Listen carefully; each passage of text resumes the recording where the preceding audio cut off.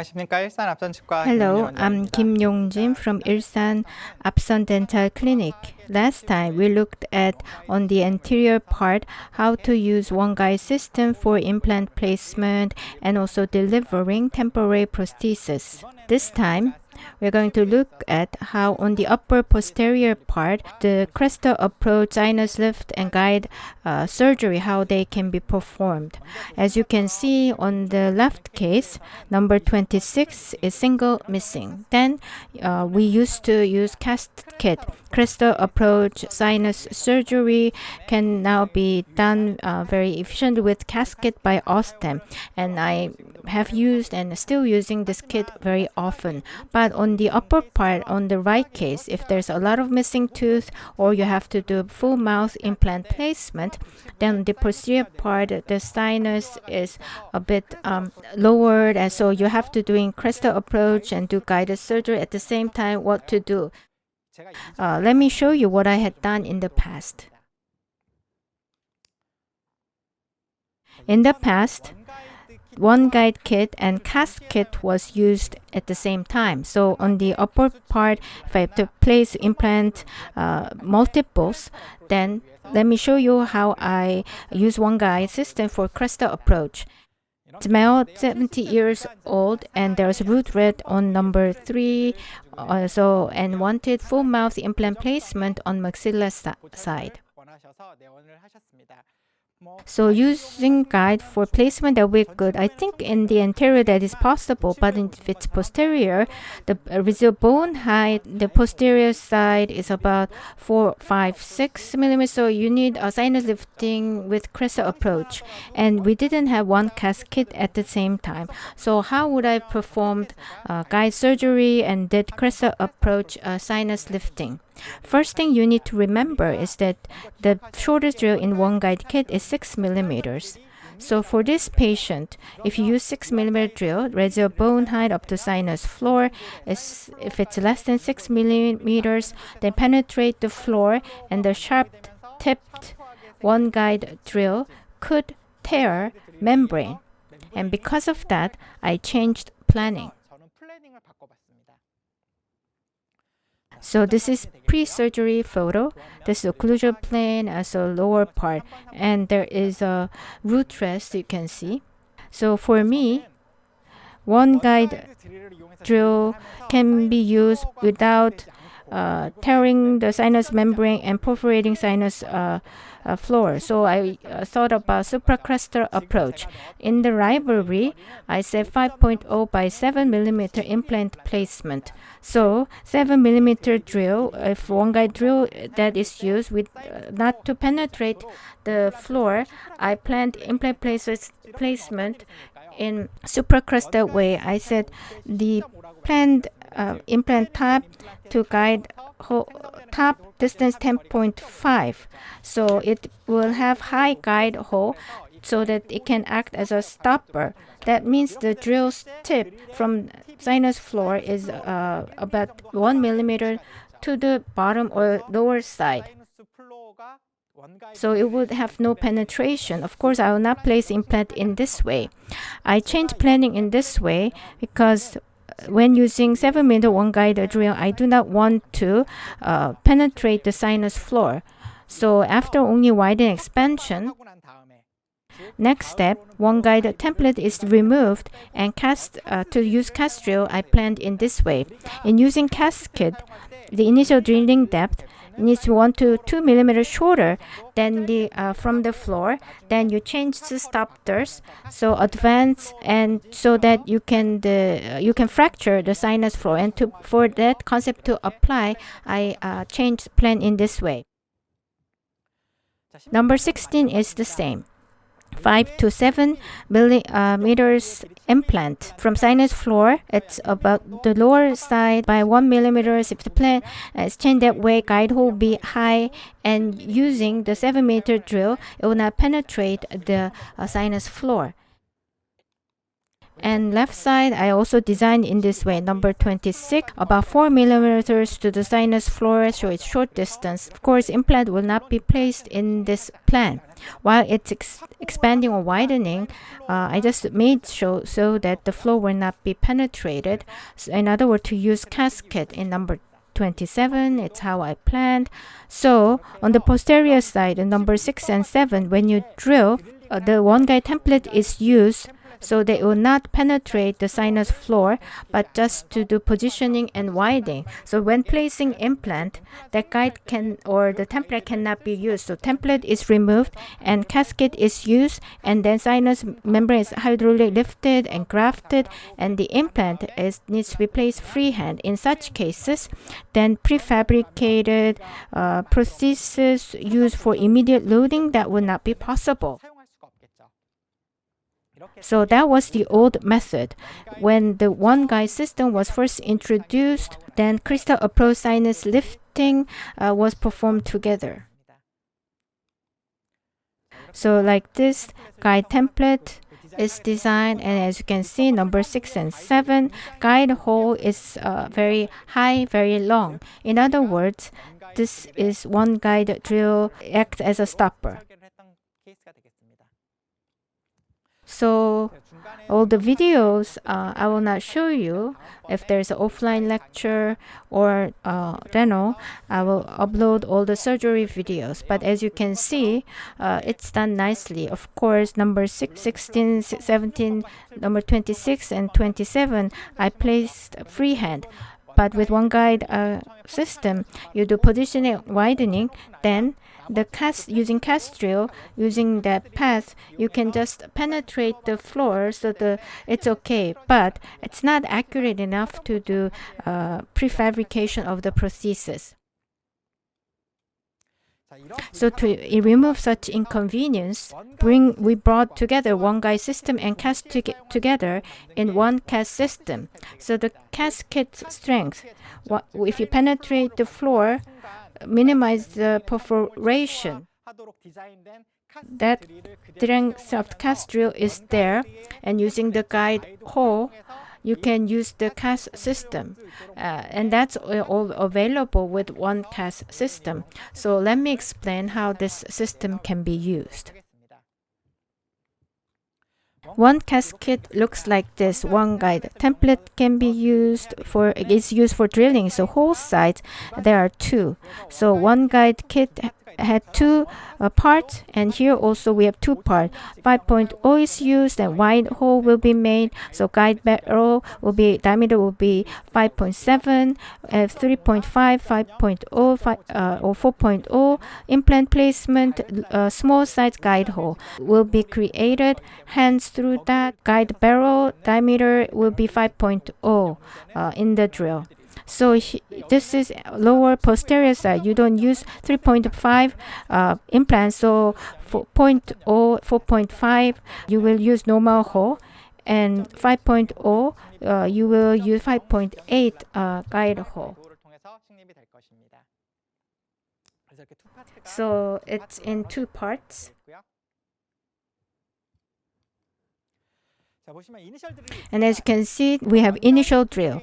In OneGuide kit, initial drill had 2-step drill, but here initial drill is 2.2 twist drill. And as you can see, unlike OneGuide kit, there are 2 lengths, 7 and 10. In OneGuide kit, initial drill length was just 1. The maximum drilling depth was about 5.6 or so. But here, there are 7 and 10 millimeter long drill. Why is it so? As you can see, 2.2 diameter, length is 7 and 10. This is because, let me explain. Now, up to sinus floor RBH, if it's more than 7, then you could think just put stopper on 10 millimeter drill, that would be good. But that's not the case. Up to sinus floor RBH, even if it's more than 7 millimeters, then you have to think about guide hole's size. The most important thing is for accurate drilling, the drill's guide barrel and guide hole inside, there should be contact by at least by 2 millimeters. So for this initial contact, you have to start with 7 millimeter drill. The sinus, even if the RBH to the sinus floor is more than 7 millimeters.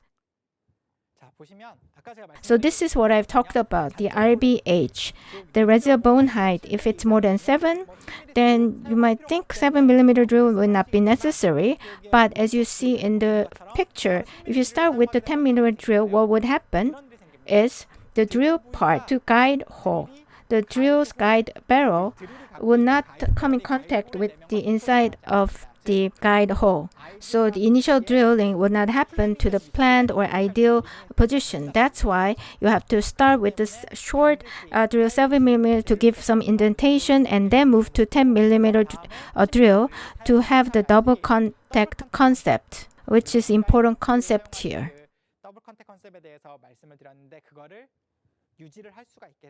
And because of that, OneCAS kit has 7 and 10 millimeter 2 drills.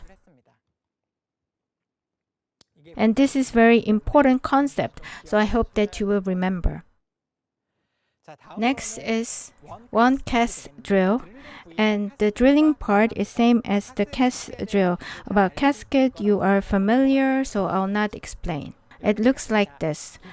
In OneGuide drill, 1 to 2 taper drill, it's same with that, so the sharp tip and wide dimension. But in OneCAS drill, same as in CAS drill, it has round end design. This means that OneCAS drill, it penetrates soundness floor, then round end part conical bone knit is formed and soundness membrane is pushed. So the apex part does not come direct contact with the drill. So here, same, you have 7 millimeter drill and 10 millimeter OneCAS drill. I told you that for initial 2.22 drill, up to sinus floor bone, remaining bone height, even if it's more than 7 millimeters, you have to start with the 7 millimeter drill so that the between the guide barrel comes into contact of the inside of the guide hole for more accurate drilling. So this is again important point. So when you use OneCAS kit for the first time, you might think that 7 millimeter drill is not necessary if the IBH is more than 7 millimeters. But if you do that, then the guide barrel part and the inside of the guide hole will not come into contact, so it will slip or it will not have accurate drilling. So you have to remember this part. Again, the OneCAS drill is CAS drill, so round end design, and it forms conical bone knit. So this is what the OneCAS drill looks like, and has 2 types of length. So drilling sequence and others, same as in CAS drill. So the diameter of the final CAS drill, depending on the diameter of the implant, also the bone, depending on bone quality, it will change, but you can look up the CAS drill for that. Next, let me explain about the stopper, and this is a bit different to CAS drill stopper. Told you that OneCAS drill, same with the CAS drill, but it's not the case for stopper. Let me explain how it's different. This is OneCAS kit's stopper system. From 1 millimeters, we have 9 millimeters. So maximum implant drilling depth will be 10 millimeters. So OneCAS drill, I said, comes in 2 lengths of 7 and 10. But using 10 millimeter without stopper, you can drill up to 10 millimeters. So if the length tension to the sinus floor is more than 10 millimeters, then you don't have to use OneCAS stopper. So stopper system, how it's different?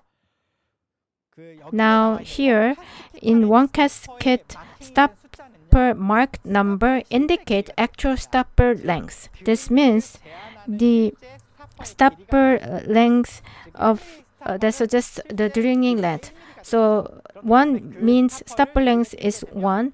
So the mark drill from the marked drill number, it will drill 1 millimeter less. So if you put 7 millimeter 1 millimeter stopper, means it will drill up to 6 millimeters because it's 7 minus 1. And if you put 7 millimeters with the 4 millimeter stopper, then you drill up to 3 millimeters. You might think it's very given, but if you're used to cast kit, it's a bit different. Let me tell you how it's different. When using cast kit, the sequence of the stopper is by going up in numbers, 2 millimeters, 3 millimeters, and then 4 millimeters. Because cast kits stoppers marked numbers indicate actual drilling depth. So if you use that stopper, the depth you drill is the number on the stopper. So 2 millimeter stopper put on the cast drill, then you drill up to 2 millimeters. So if there's no penetration of the floor, then you go to 3 millimeter stopper. Then you drill 3 millimeters. The stopper number, if it goes up, then the stopper length actually goes down.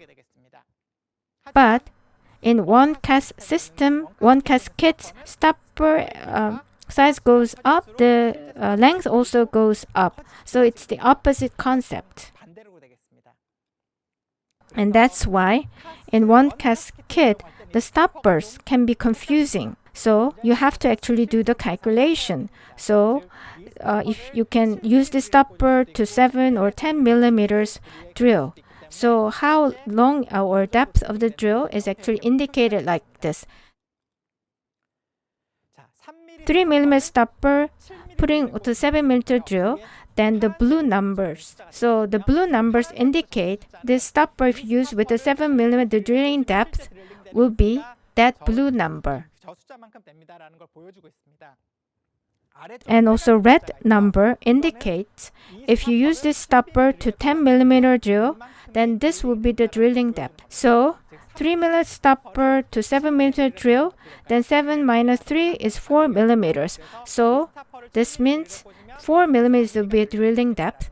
And if you use this drilling stopper to 10 millimeter drill, then 10 minus 3 is 7. So red number is 7. That is the drilling depth. And that can be a bit confusing. So we'll just emphasize the fact. And about depth gauge, but when it comes to depth gauge, it doesn't come in 2 lengths, just 1 length. It's based on 10 millimeter length drill. And depth gauge, if you mount stopper on that, then the base is 10 millimeter drill. So this depth gauge, if you put 3 millimeter stopper, then the depth gauge protruding area will be about 7 millimeters. So this one is the base again of the 10 millimeter drill in design. So you will need some time to get used to the stopper system. So 3 millimeter stopper to the depth gauge, 7 millimeter will be the protruding area. So depth gauge, there are 2. In cast kit, there was 1 depth gauge, but in OneCAS kit, there are 2 depth gauges because guide hole 5.0 and 5.8 diameters are different. So the guide hole's barrel diameter is different, and that's why we have 2 depth gauge. Flattening drill. Flattening drill, same.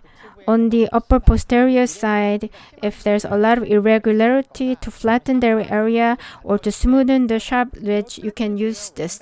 So it's the same as in the OneGuide kit drill.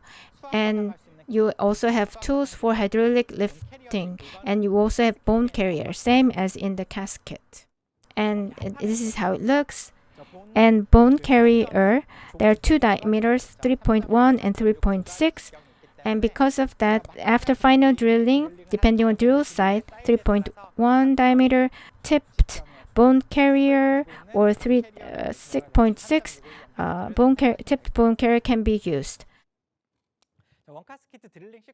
And about drilling sequence, in other words, how to use it.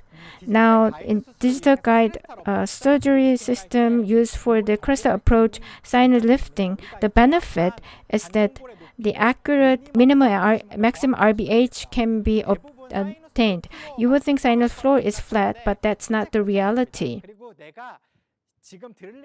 And the drilling area, what is the RBH in that area, you cannot know. But using this digital guided surgery system, then when you drill through the guide hole, then the guide holds the minimum RBH to the sinus floor and max RBH to the sinus floor can be identified. So based on that information, drilling sequence can be set. Then with the minimum RBH, what do you determine? You can determine initial drilling depth. So initial drilling depth should be 1 millimeter shorter than the minimum remaining or residual bone height. That way, you can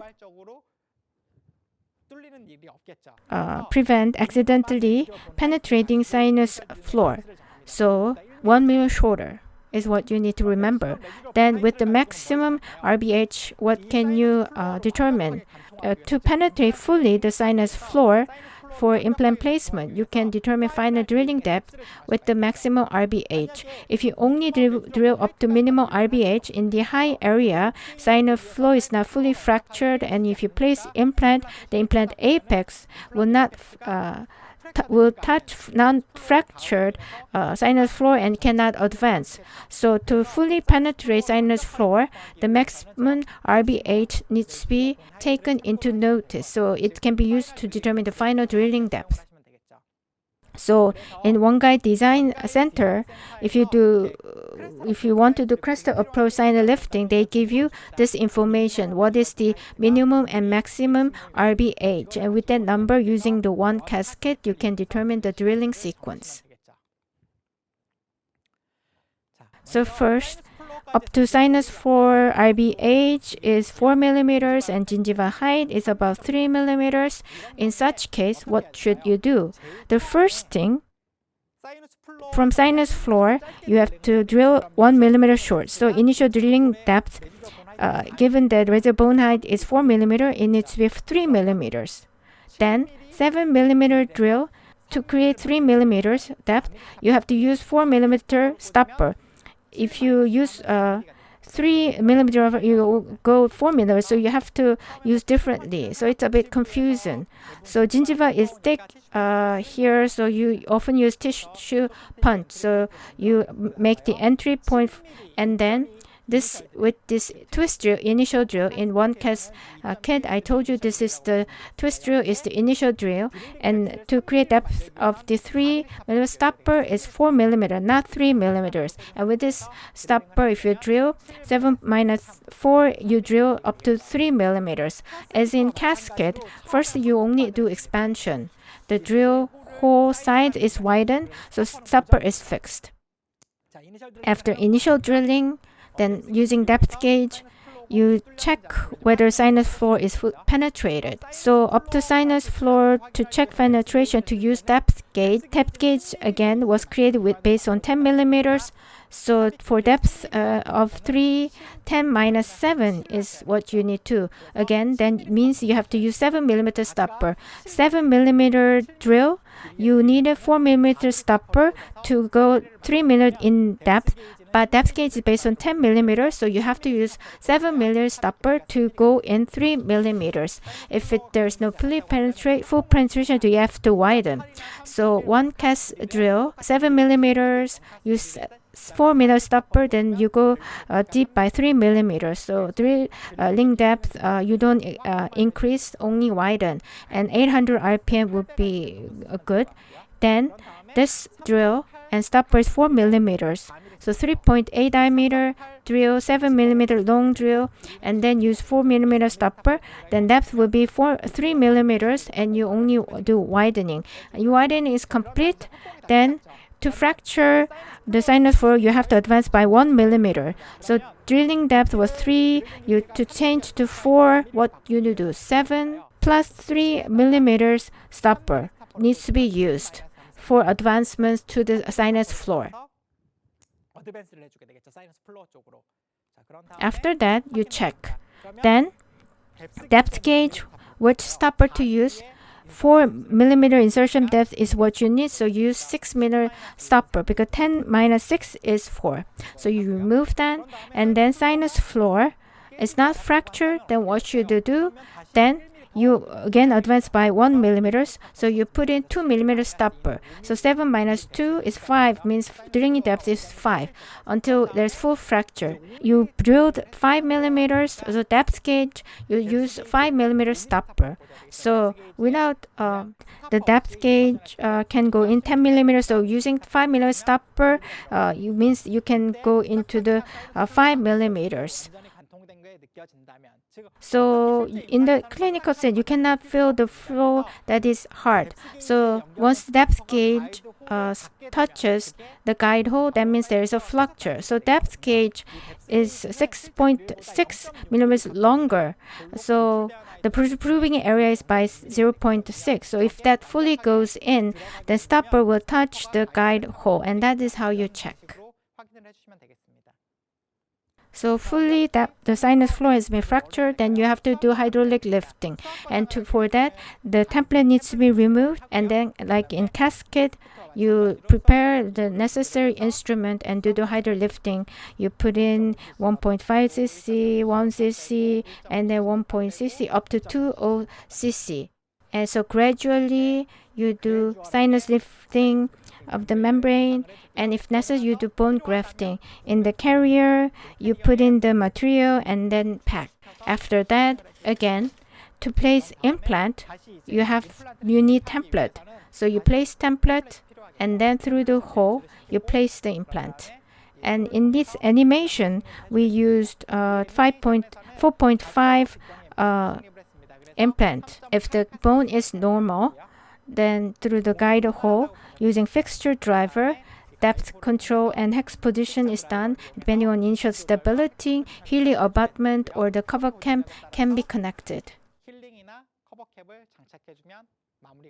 In other words, if there's no guide, then using casket, even if on the panorama OCT, the sinus floor RBH, I did calculation, but in the actual setting, it might be different. Sometimes RBH could be less or more than what you estimated, but using digital guide surgery system and use OneGuide system kit, then in most cases you can be very accurate.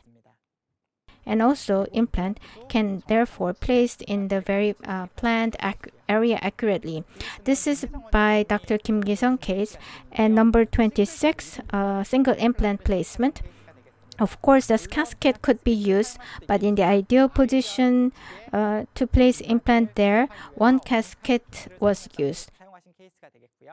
And as you can see in the digital center, you send your information. Then this minimum RBH and maximum RBH is indicated and given to you. Then, as I said, you have to do initial drilling depth 1 millimeter less than minimum RBH. So you drill by 3 millimeters. That means 7 millimeter drill plus 4 millimeter stopper will be used for depth of 3. Then for finding drilling depth, as you can see, 4.88, it's about 5 millimeters. So you drill up to 5 millimeters to penetrate fully the floor.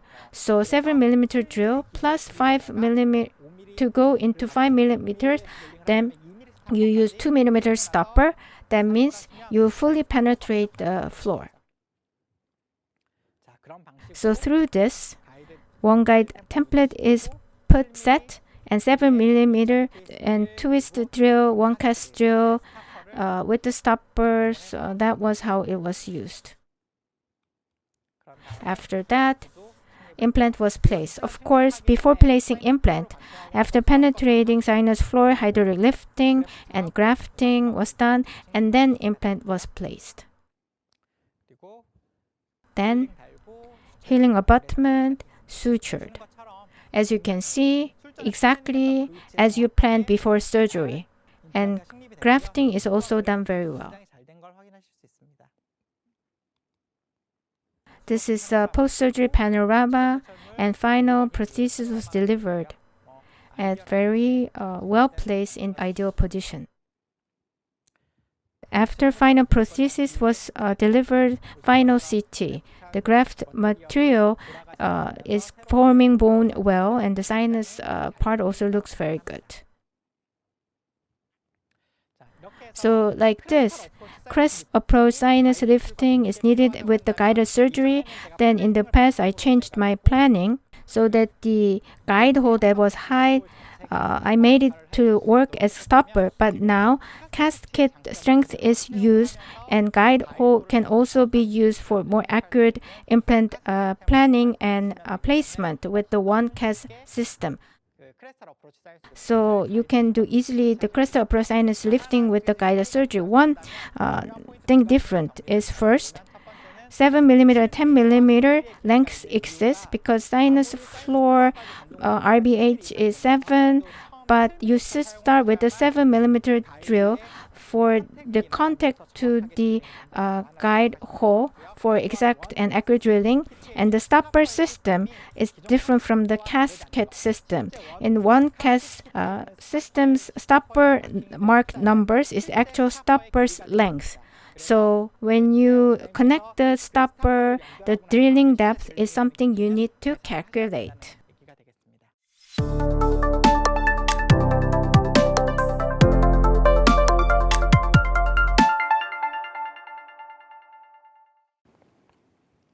So lastly, let me share with you two questions that I've received very often. First is, do you have to remove template when doing hydraulic lifting? The template, if it's fixed with the anchor pin, what to do? But still, you have to remove the template. Of course, through the guide hole, if you can do accurate sealing, then you can just leave the template in place. But I think it's very tricky because you cannot know whether it's sealed properly. So remove template to do hydraulic lifting and then put the template again, or put the template again after doing the grafting. Probably in the future, there will be kit developed for hydraulic lifting where you can use with the guided hole.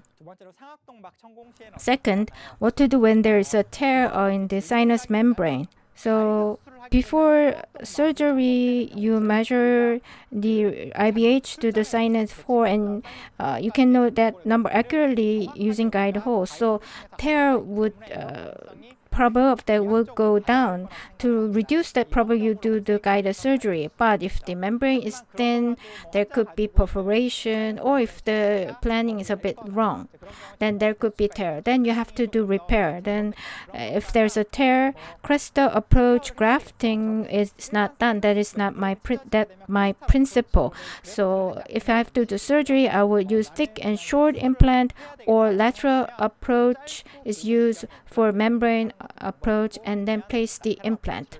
But last thing what I want to say to you is that when using OneGuide system, especially if you are going for the OneCAS system, then the RBH minimum max numbers to the sinus floor is given to you by the center, so you can avoid this. But if you use the wrong stopper, you could have that on your case. So again, remember that stopper is different from casket.